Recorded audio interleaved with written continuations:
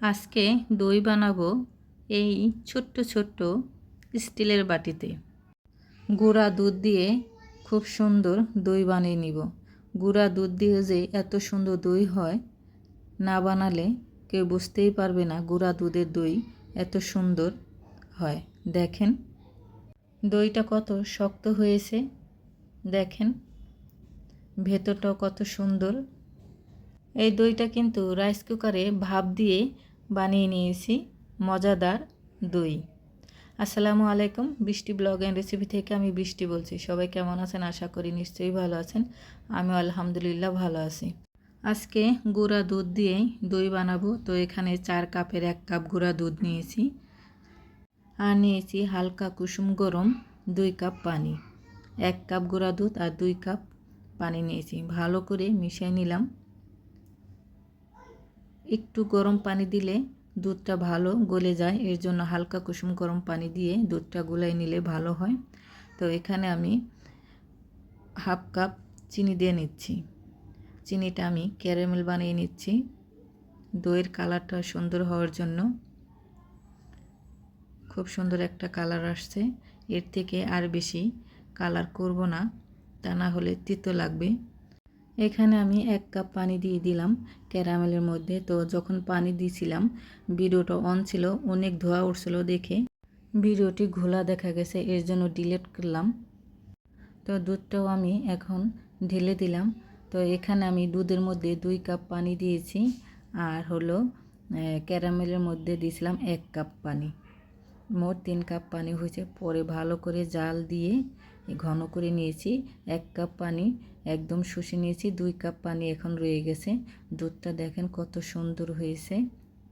আর ক্যারামেলের মধ্যে সরাসরি যদি দুধটা দেওয়া হয়, দুধটা জমে যাওয়ার সম্ভাবনা থাকে, এর জন্য ক্যারামেল বানিয়ে সরাসরি দুধ না দেওয়াই ভালো।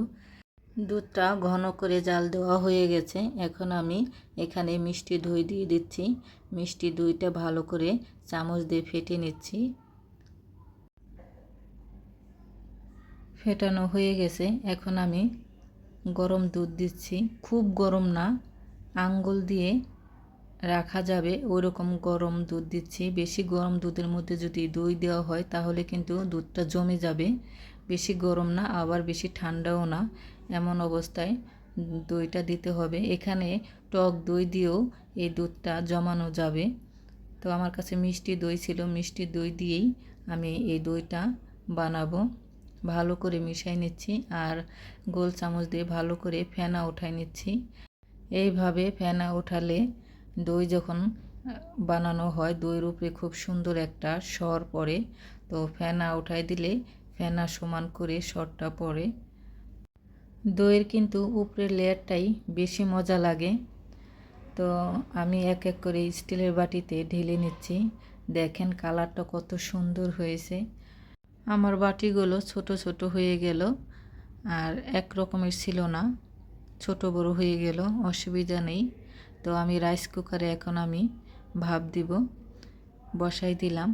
ঢাকনাটা আমি গেঞ্জি কাপড় দিয়ে ভালো করে ঢেকে দিলাম, যেন ঘেমে দইয়ের উপরে পানি না পড়ে, এর জন্য।